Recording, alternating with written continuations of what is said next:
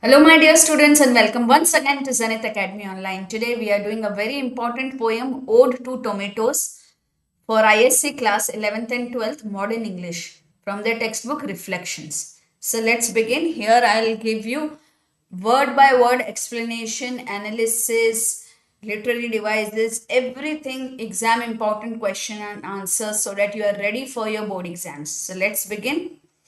So I'll just give you a very small brief about the poet. You can do this from your textbook, but just a small brief.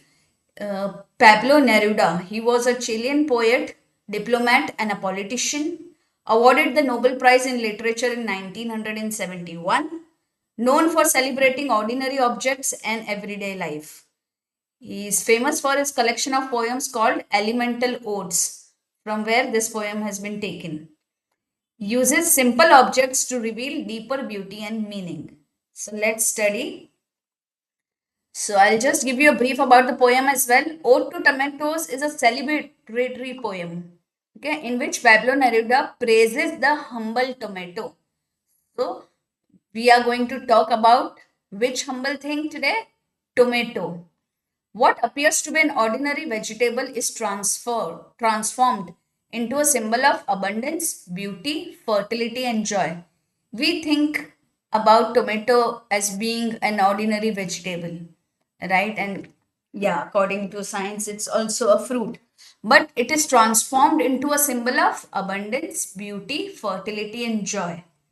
The poet describes the tomato's journey from the streets and markets to the kitchen and finally to the dining table.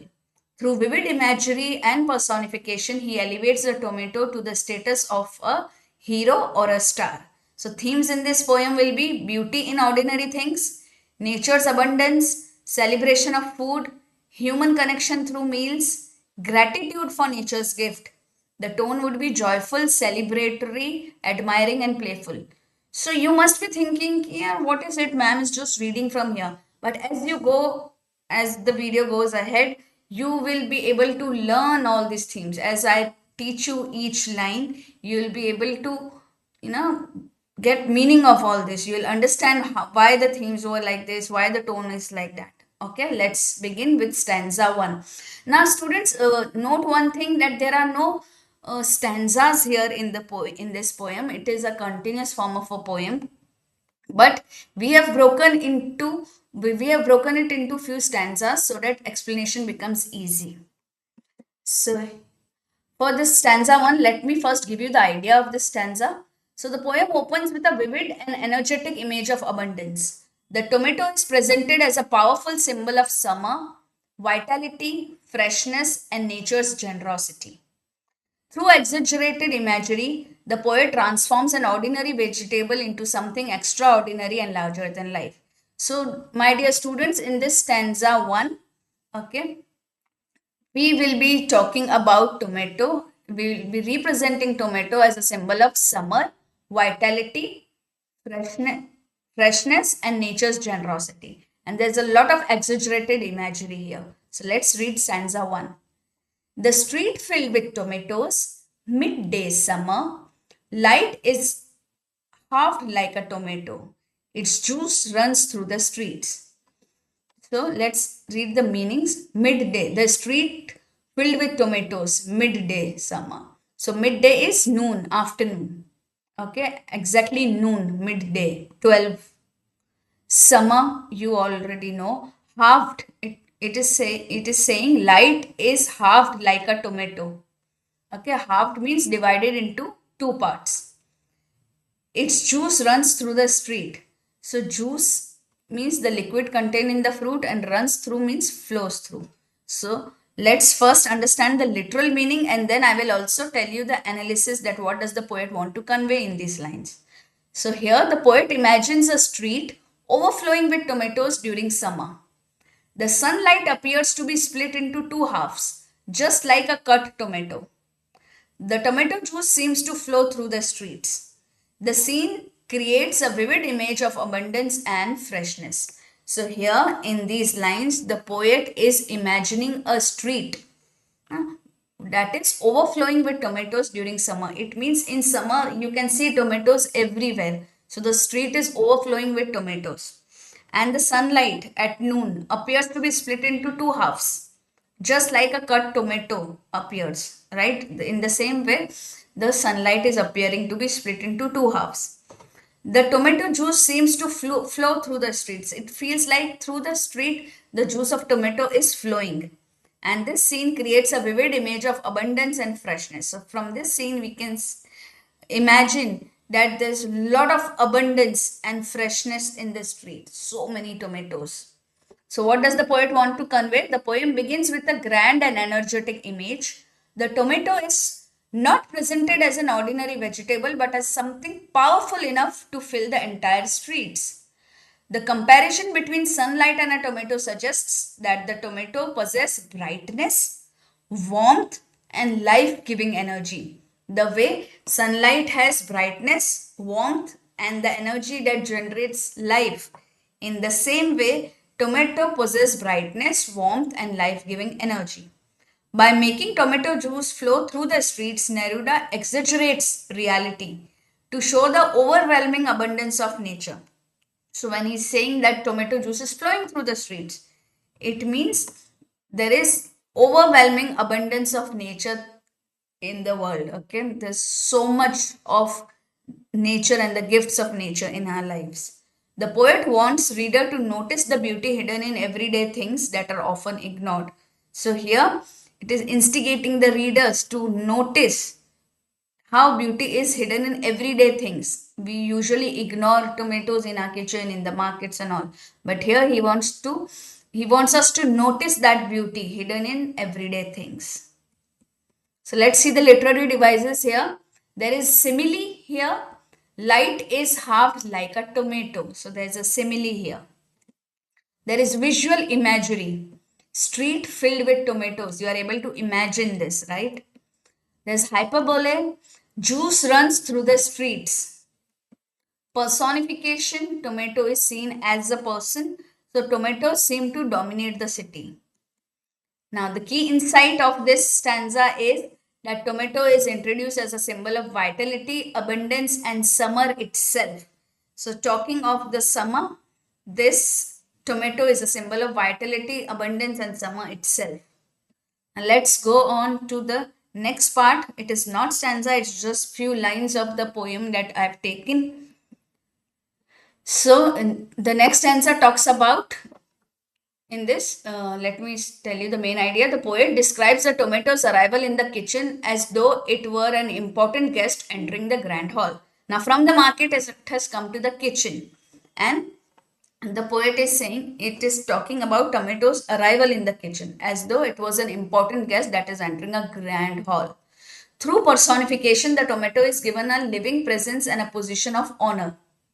Neruda suggests that even the simplest objects of everyday life deserve appreciation and admiration. So let's see what is stanza 2. In December, now he's talking about December month. In December unabated, the tomato invades the kitchen. It enters at lunchtime, takes its ease on countertops. Among glasses, butter dishes, blue salt cellars. Okay, so you see, in December unbated. Unbated means continuing with full strength. So in December also it is continuing with full strength. The tomato invades the kitchen. The tomato enters forcefully or in large numbers in the kitchen. Invading means entering forcefully. Okay. Countertops, kitchen countertops, the flat kitchen work surfaces. Salt cellars, they are small containers used for holding salt. I'll show you the picture. This is how a salt cellar looks like. So he's talking about a blue salt cellar here. Now takes it ease. It means relaxes comfortably. On its ease, it's sitting. Okay. So I'll just read stanza 2 again. In December unabated, the tomato invades the kitchen. It enters at lunchtime, takes its ease on countertops, among glasses, butter dishes, blue salt cellars. Now let's read the meaning of it, literal meaning. The poet describes tomato arriving in kitchen during the summer season. They are found everywhere in the kitchen and seem to occupy a place of importance among everyday household items. The tomato appears lively and attractive, drawing everyone's attention because of its bright color and freshness. Let's analyze this. So in this section, Neruda begins to transform the tomato from an ordinary vegetable to a celebrated guest. The tomato does not merely enter the kitchen, it invades, it enters forcefully. This exaggeration emphasizes its popularity and importance in daily life, that it has to be there. It is a must, okay, that this tomato has to be there in the kitchen. It invades the kitchen in large numbers. The poet uses personification to make the tomato seem alive. It's saying it enters, takes its ease, and behaves almost like a respected visitor. Right? So, through this technique, Neruda elevates a common food item into something worthy of admiration. So, according to us, it's just tomato, right? But through this technique of personification and exaggerated emphasis, what does Neruda want to say? He elevated a common food item into something that is worth our admiration. Now, we should admire tomatoes. The kitchen represents ordinary human life. Now, the kitchen, the tabletop, okay, the things placed there are representing our ordinary human life. So, by placing the tomato at the center of this setting, the poet suggests that beauty and greatness can be found in the simplest things around. So, if you see here, okay, it takes it is on countertops, among glasses, butter dishes, and blue salt cellars. So, these are the common things that are there on every kitchen top, right? Glasses, butter dishes, and salt cellars. So, this is our ordinary life. In ordinary life, these things, okay, beauty, the things of beauty, because tomato has bright color, right? So, that is at the center of this setting. And that is why he suggests that beauty and greatness can be found in the simplest thing around us. The stanza also reflects Neruda's belief that everyday objects deserve appreciation. Instead of praising kings, heroes, or ordinary events or extraordinary events, he celebrates something as humble as a tomato. Okay, so here it is reflecting Neruda's belief, the poet's belief, that everyday objects also deserve appreciation. Instead of appreciating kings or heroes or very extraordinary events, okay, like World Cup and all those things. Okay, he says that we should celebrate even humble things like a tomato. Now, personification is used here. The tomato invades the kitchen like a person. The tomato takes its ease. Now, hyperbole is also used. The idea of tomato invading kitchen is deliberately exaggerated. That is why we can say it is a hyperbole. Imagery is there. The kitchen scene helps readers visualize the tomato among glasses, dishes, and salt cellars. There is symbolism. The kitchen symbolizes everyday life. Tomato symbolizes abundance, nourishment, and joy. The key insight for this stanza is Neruda teaches us that ordinary objects can possess extraordinary beauty when viewed with appreciation and imagination. Now, what's the main idea of stanza 3? The poet admires the tomato's beauty and grandeur before describing how it is cut. Now, in the third part, the poet is describing how it is cut and prepared for food.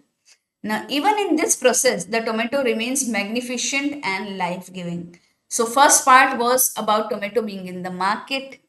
Second part was tomato being in the kitchen. Now, the third part here is talking about the tomato's beauty and grandeur before describing how it is cut and prepared for food. And here also it remains magnificent and life-giving. So, let's read the stanza. It sheds its own light, benign majesty. Unfortunately, we must murder it. The knife sinks into living flesh, red viscera, a cool sun. Profound, inexhaustible, populates the salads of chai. So here it sheds its own light, benign majesty. Benign means very gentle, kind, or harmless. Majesty means greatness or dignity or royal splendor. So it sheds its own light, it has its own light, and it is giving away that light. benign majesty. So it is royal, it is great, but it is very kind or gentle. Unfortunately, we must murder it. Unfortunately, we must kill it. The knife sinks into living flesh. Okay, so the knife is sinking into the flesh of the tomato. Red viscera, a cool sun. So what is viscera, my dear students? It is internal organs or inner parts. So if you see like this picture, like these are the internal parts of the tomato you can see. So doesn't it look like a cool sun? Isn't it? So it is saying uh, into living flesh, red viscera. So viscera is these internal organs or inner parts. So the inner parts looks like a cool sun. Profound, inexhaustible. Profound means deep and intense, and inexhaustible means endless, never running out. Okay, so the freshness, the abundance of this tomato is never running out. It is deep and intense. Okay, it populates a salad of chili or chile. Okay, so it populates or fills or occupies the salads of this part of the world because it is very famous there. So the poet says that the tomato shines with its own natural beauty and importance. However, before it can be eaten, it must be cut. The knife slices into the tomato, revealing its rich red interior. The inside of the tomato is compared to a cool, deep sun. Its abundant pulp and juice then becomes part of delicious salads enjoyed by people. Okay. So I hope you have understood the literal meaning here that the poet is talking about the shine of the tomato. Okay, that the tomato shines so much with its natural beauty and it's so important. Okay, so, but before it can be eaten, it will be cut. It will have to be cut, and the knife slices into the tomato, revealing its interior, revealing its red viscera, red interior. The inside of the tomato is compared to a cool, deep sun. It is intense, deep, but also it is cool. Its abundant pulp and juice then become part of the salads enjoyed by the people. Now, this is a very, very important stanza, so analysis is very important. So, what does the poet want to convey? So, in this section, Neruda elevates the tomato to almost royal status. He described it as possessing benign majesty. तो benign majesty जब कहा गया है, it means it is comparing it to royal status, suggesting that even a simple vegetable has natural dignity and beauty that deserves admiration. So the poet is saying that even if it is a simple vegetable, but it has its own natural dignity and beauty, and we should admire it. The poet then introduces a striking contrast. Now there comes a striking contrast. Although he loves and praises the tomato, he admits that humans must murder it in order to eat it. This dramatic word choice creates humor, but also highlights the irony that something beautiful must be destroyed before it can nourish us. These are very important lines. Okay, so now he's saying that even though he loves and praises the tomato, but the humans must murder it in order to eat it. Huh? And there is a very dramatic word choice because it is creating humor. And also an irony that something beautiful has to be destroyed before it can nourish our souls, our stomach, and our appetite. So when the knife cuts into the tomato, Neruda does not describe an ordinary cooking process. Instead, he transforms it into a grand event. So it is just cutting a tomato, right? But still Neruda describes it in a very grandeur manner. The tomato's interior becomes a cool sun, full of life, energy, and richness. So again, the interior is described as a cool sun, which is full of life, energy, and richness. The image suggests that nature contains hidden wonders beneath its surface. So beneath the surface also, it has shown the interior of the tomato also, that it contains so much wonders beneath the surface. The poet also celebrates the generosity of nature. So with this, the poet also is talking about, tomato is just a symbol, but the poet is talking about the generosity of nature. that even after being cut, the tomato continues to give. In the same way, nature also continues to give us. Its flesh, juice, and color enrich salads and meals, bringing pleasure to people. So, its flesh, its juice, and the vibrant color enriches the salads and the meals and brings a lot of pleasure to people. Thus, tomato becomes a symbol of selfless abundance. Now, the deeper meaning, Neruda encourages reader to appreciate the extraordinary beauty hidden with ordinary things. He suggests that nature constantly offers gifts to humanity, but we often fail to notice them. The section also reflects his belief that food is not merely something to consume, it's a part of larger cycle of life, generosity and celebration. So, students, let me explain this part to you in Hindi also. See, majorly I'm explaining or I have written everything in English because that is the language where you have to write the answer. Okay, but slide for this slide I'll explain कि हम जो छोटी छोटी ordinary things होती है ना उनके अंदर जो खूबसूरती छुपी होती है वो हम नहीं देखते हैं, हम उसको अप्रिशिएट ही नहीं करते हैं। और नेचर जो है ना, हम जो पर्यावरण है, नेचर जो है वो हमें बहुत सारे गिफ्ट देता रहता है, लेकिन हम उसे नोटिस ही नहीं करते। तो ये जो सेक्शन है ये हमें बताता है कि खाना जो है, फूड, वो कोई ऐसी चीज नहीं है जैसे हम सिर्फ खा ले, है ना। ये एक बहुत बड़ी साइकिल है लाइफ की। ये जो चीजें हैं जैसे फूड है, नेचर जो भी हमें चीजें देता है, देखिए वो क्या दिखाती है, वो बहुत सारी जेनरोसिटी दिखाती है कि वो खुद मर के, मतलब सेल्फलेस अबंडेंस बहुत सारा है, खुद अपना बलिदान दे के वो it's so generous that it is nourishing us. So it is a bigger picture is of celebration of life. Okay, let's see the literary devices. Personification यहाँ यूज किया गया है because it is given human like quality. The tomato is given human qualities. It possesses majesty and seems almost alive. So majesty is used majorly for king and grander things. Metaphor. So tomato is compared to a cool sun. So metaphor is here. This emphasizes its brightness, vitality and importance. Hyperbole is there. The cutting of the tomato is described as a murder. So a lot of exaggeration is there. This exaggeration makes the scene dramatic and memorable. Visual imagery is there. Readers can vividly imagine the bright red interior of the tomato. Symbolism is there. The tomato symbolizes nature's abundance and generosity. And the knife symbolizes the transformation of nature into nourishment. Now let's see the main idea of stanza 4.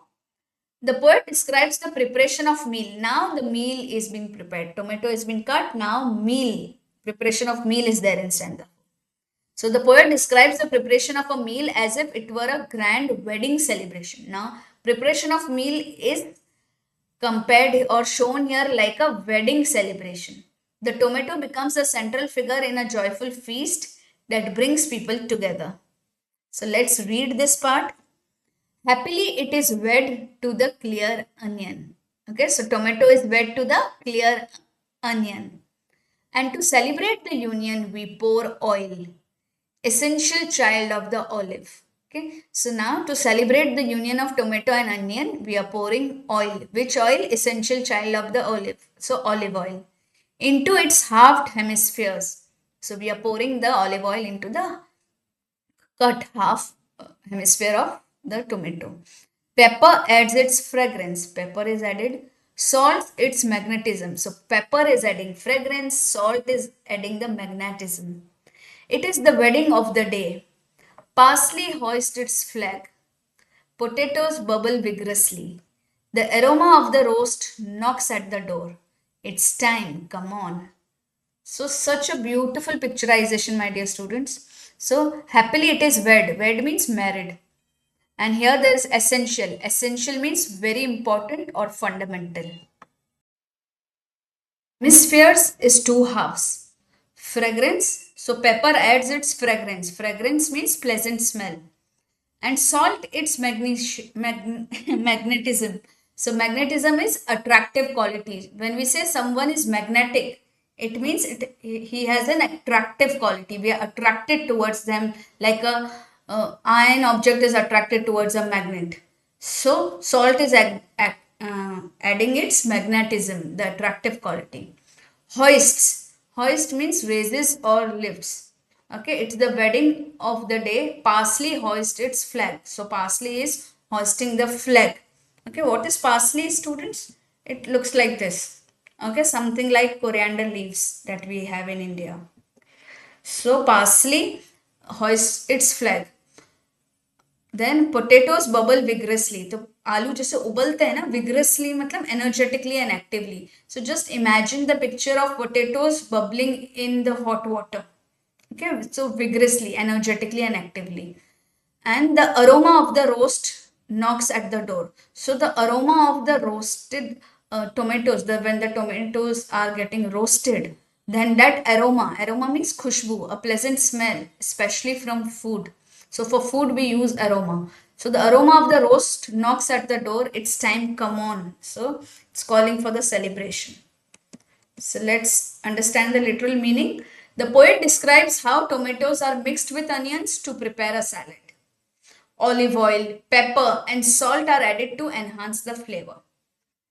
Meanwhile, other dishes are being prepared. Potatoes are boiling, and the smell of roasted food spreads throughout the house.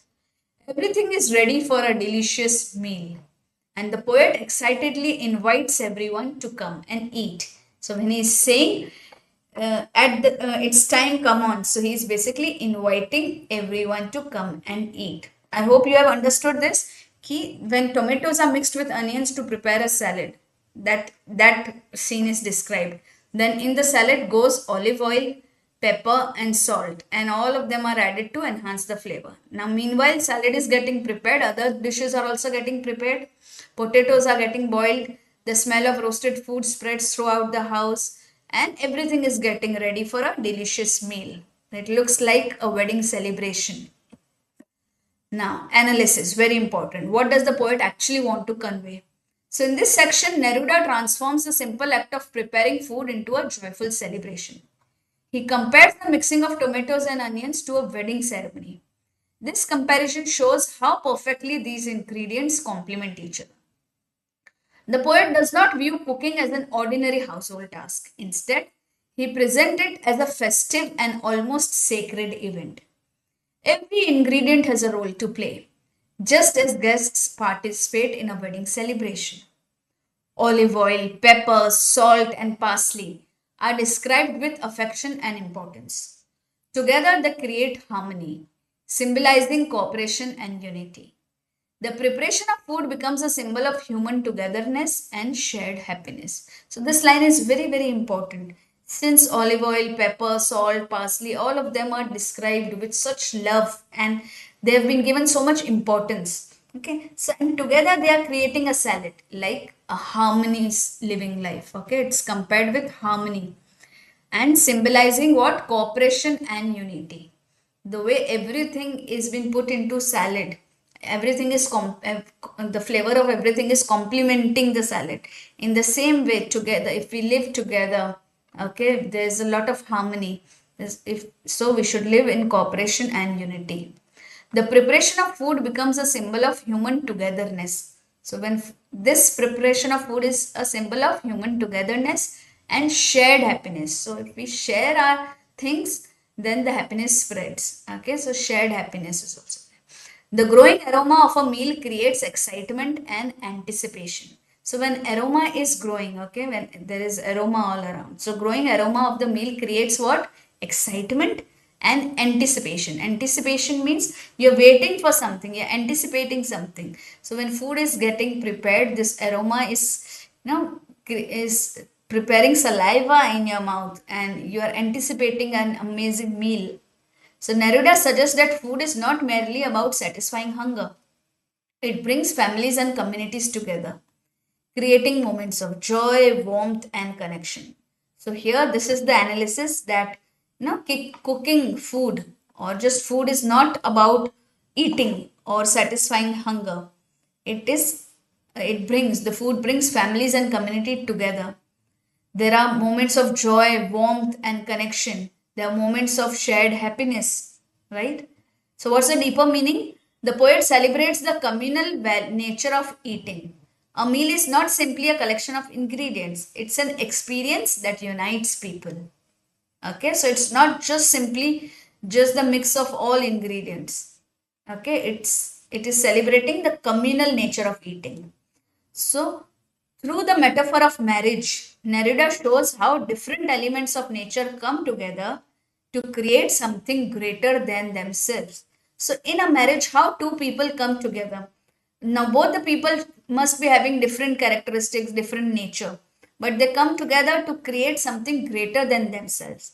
In the same way, tomato and onion both have a flavor of their own, but they are coming together to give us a better, a greater, you can say, taste and flavor. The tomato becomes a symbol of harmony, abundance, and shared pleasure. Now, the literary devices used here are extended metaphor. Okay, the combination of tomato and onions is compared to a wedding. So, instead of metaphor, there's extended metaphor. The entire preparation of the meal resembles a festive ceremony. Now, there's also personification. Ingredients behave like participants in a celebration, right? Parsley hoists its flag, so it is compared as to a person. Potatoes bubble vigorously, as if there are people excited in a marriage ceremony. Then there are sensory imagery. Now you can sensory imagery is where all your sense organs like smell, right, taste, all of these are aroused. So the poet appeals to a multiple senses here, not only visual but other senses like taste, smell, like sight is there, bright tomatoes, onion, parsley and olive oil, so it brings sight imagery. Then there's smell, the aroma of the roast. Then there is taste, salt, pepper and olive oil enhance the flavor. So actually while I am reading this, I am actually feeling the taste in on my tongue. Then there is symbolism. Wedding is a symbol, okay, it represents harmony and unity. Then meal is a symbol, it symbolizes community, happiness, and togetherness. Then there is alliteration as well. Repetition of sounds creates a musical quality in the poem. Now let's see what stanza 5 has to offer. So, in the final section of the poem, Neruda represents the tomato as the true hero of the meal. After tracing its journey from the streets to the kitchen and finally to the dining table, he celebrates it as a symbol of nature's abundance, beauty, and generosity. The tomato is elevated from an ordinary vegetable to a star worthy of admiration. Okay, so this is the final section of the poem. Now, the tomato had come from, so here, tomato is called off as a true hero of the meal. Okay, so after tracing back its journey from the streets to the kitchen and then finally to the dining table, the tomato is celebrated as a symbol of nature's abundance, beauty, and generosity. And it is given a position of a star. So let's read through stanza 5. And on the table at the midpoint of summer, the tomato star of earth, recurrent and fertile star, displays its convolutions, its canals, its remarkable amplitude and abundance. No pit, no husk, no leaves or thorns. The tomato offers its gift of fairy color and cool completedness. So here, and on the table at the midpoint of summer, midpoint is the middle point. Okay. Now, the tomato star of the earth, tomato is called the star of the earth, recurrent and fertile star. The star which comes again and again, recurrent, and it is a fertile star. Okay, fertile means someone who is able to reproduce and productive. So, recurrent means appearing again and again, and fertile is productive, able to reproduce abundantly. Displays its convolutions. So, convolutions is folds, curves, or intricate shapes. We talk about convolutions mostly when we are describing a beautiful lady. Okay, so when we are describing the curves and all of a lady basically. So here The tomatoes convolutions are displayed. The fold, the curves, and the intricate shapes of tomato is talked about. It's canals. So when I showed you the half hemisphere of the tomato, I showed you its canals. Okay, canals is channels or grooves. Amplitude. So it's remarkable amplitude. So amplitude here suggests greatness or vastness or abundance, right? And abundance and no pit no husk. So कोई गहरा खड्डा नहीं है. No husk. Husk means outer covering of a fruit or seed. So sometimes in some fruit you eat pit, sometimes you eat husk, sometimes like cabbage and all you eat leaves, right? But for tomato there's no pit, no husk, no leaves or thorns. Okay, the tomato offers its gift of fairy color. So full fairy color the tomato is offering, the full fruit. You can say you can have it. It is a complete fruit or a vegetable in itself. So the state of being whole and perfect. There are no pits, no husk, no leaves, no thorns. So it's when you say completedness, it's a state of being whole and perfect. So let's read the literal meaning of it. The tomato is now placed on the dining table ready to be enjoyed. The poet describes it as the star of earth because of its importance and beauty. He admires its shape, color, richness, and abundance. Unlike many fruits or vegetables, the tomato has no hard shell, thorn, or unwanted covering. It generously offers all of itself to those who eat it.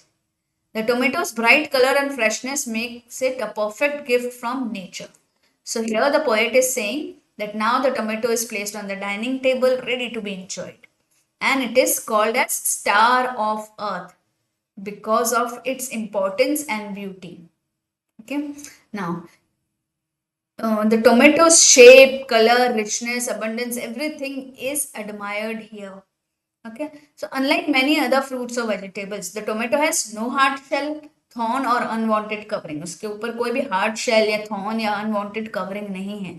ये पूरा का पूरा अपने आप को offer कर देता है. It generously offers all of itself to those who eat it. So the tomato's bright color and freshness makes it a perfect gift from nature. Now the analysis of the last stanza. So this final section serves as the climax of the poem. Throughout the poem, Neruda has gradually elevated the tomato from an ordinary vegetable to an object of wonder. Here, he completes that transformation by calling it the star of the earth. So students, we have seen that from the very first line, the poet has elevated the tomato from an ordinary vegetable or ordinary fruit to an object of wonder. And here in the final stanza, he is completing that transformation by calling it what? By calling it the star of earth. Okay, so he is calling tomato as the star of earth itself. So usually, normally stars are associated with the heavens, beauties and greatness. So by giving the tomato this title, the poet suggests that something simple and earthly can possess extraordinary value. So students, we know that when we call something as a star, so star is associated with heavens, beauty. We call star to different actors as well, right? So heavens, beauty, greatness. He is the star player when we say that in football or in cricket. So star means someone who's very great. Also, star is a celestial body. So it is associated with heavens. Star is very beautiful. So heavens, beauty and greatness are associated with star. And by calling tomato, which is just a normal vegetable or fruit grown on earth, so by calling a simple earthly thing as star suggests that it contains extraordinary value. The tomato becomes a symbol of nature's ability to create beauty from simplicity. Okay, so tomato symbolizes what?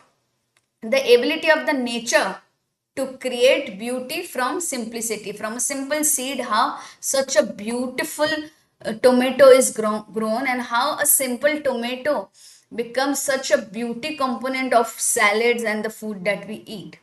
The poet repeatedly emphasizes the tomato's abundance and fertility. So here again and again the poet is talking about the abundance and fertility. So these are the characteristics of tomato. Its numerous folds, channels and rich interior symbolizes nature's generosity. So here the poet has spoken about its folds, the channels through which the juice passes, okay, and the rich interior to reach. These things are mentioned in the last stanza, which is symbolizing the generosity of nature, that how generous nature is. It provides so many things free of cost to us. Unlike objects that hide their treasures beneath shells, thorns, or husks, the tomato openly offers its goodness to everyone. So we have seen many fruits and vegetables, okay, whose pulp or whose treasures are beneath the hard shells, thorns, or husk. But tomato, we can eat the whole of the tomato, right? So tomato openly offers its goodness to everyone. Nothing is hidden. Okay, nothing is under the shell, nothing is under the thorn.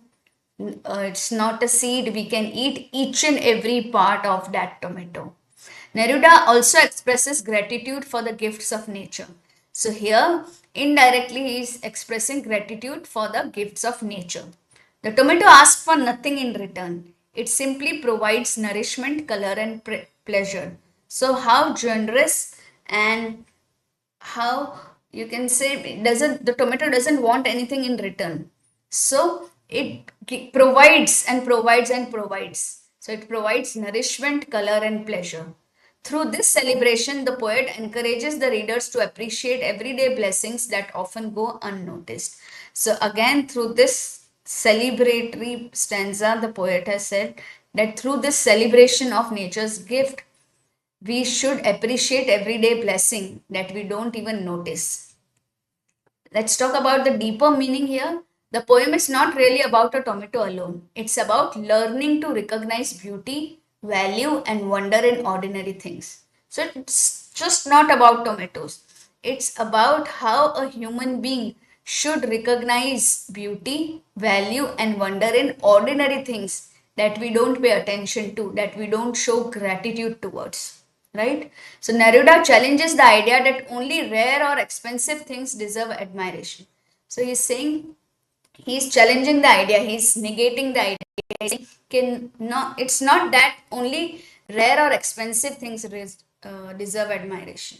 Okay, he teaches us that even the simplest objects of daily life can inspire joy, gratitude, and awe when we look at them carefully. So he's saying even the simplest objects that we use in our daily life can inspire joy in our lives, can teach us the power of gratitude, and we become in awe of that. It is so beautiful, so nourishing, so giving that we are in awe when we look at them carefully.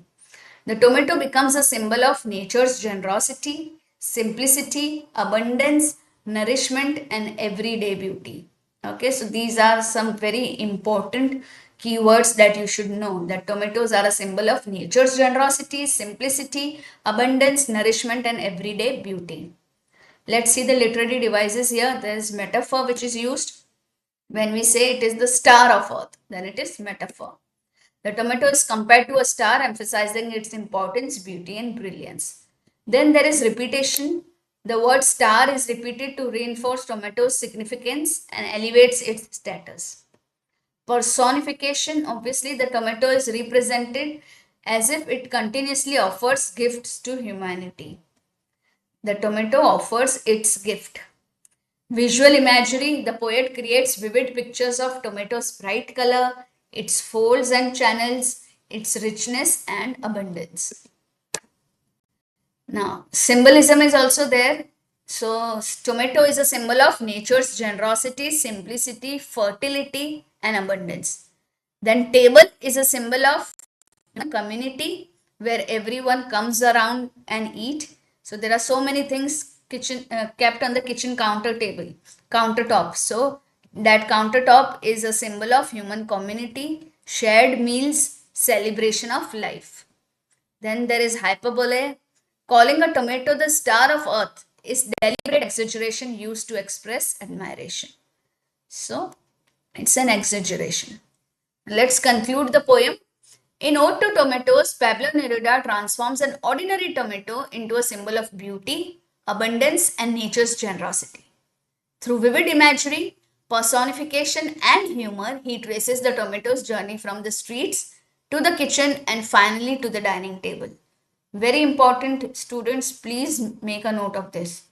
Also, I've given you all the detailed notes on my website, so please go and click there. Also, I'll be giving you, I'll be coming up with important question and answers also, so stay tuned to the channel. The poet celebrates the tomato not merely as a food item but as a gift of nature that brings color, nourishment, and joy to everyday life. By comparing it to a star and describing its role in creating delicious meals, Neruda elevates the humble tomato to a position of great importance. The poem also encourages readers to appreciate the simple things that often go unnoticed. It reminds us that beauty and wonder can be found in ordinary objects if we observe them with gratitude and imagination. So, if they tell you to write summary or in any of the questions, okay, then you can say that these are the different themes, tones, symbols, and message of the poem. The theme is celebration of ordinary life and nature's generosity. The tone is joyful, admiring, playful, and celebratory. All the 4 points are important: joyful, admiring, playful, and celebratory. Symbol: the tomato represents abundance, nourishment, beauty, and the richness of everyday life. And what's the message of the poem? True beauty lies not only in extraordinary things, but also in simple gifts that surrounds us every day. So, what would be a one-line takeaway from the poem? So, Pablo Neruda's Ode to Tomatoes is a celebration of the extraordinary beauty, abundance, and joy hidden within the ordinary experiences of everyday life. So students, in the coming video, I'll cover the important ISC exam questions and answers, most expected board examination questions, theme-based questions, literary devices with exam-oriented explanations, extract-based questions and answers. I'll be giving you all the perfect answers. You can just learn them. Characteristic features of the poetry, previous years and probable ISC questions, and important quotations for answer writing. So remember, you have understood the poem. So understanding is the first step. But mastering the ISC style answer writing is what helps you score top marks. So for detailed notes and study resources, you can visit my website. And see you all in the next video. Bye-bye.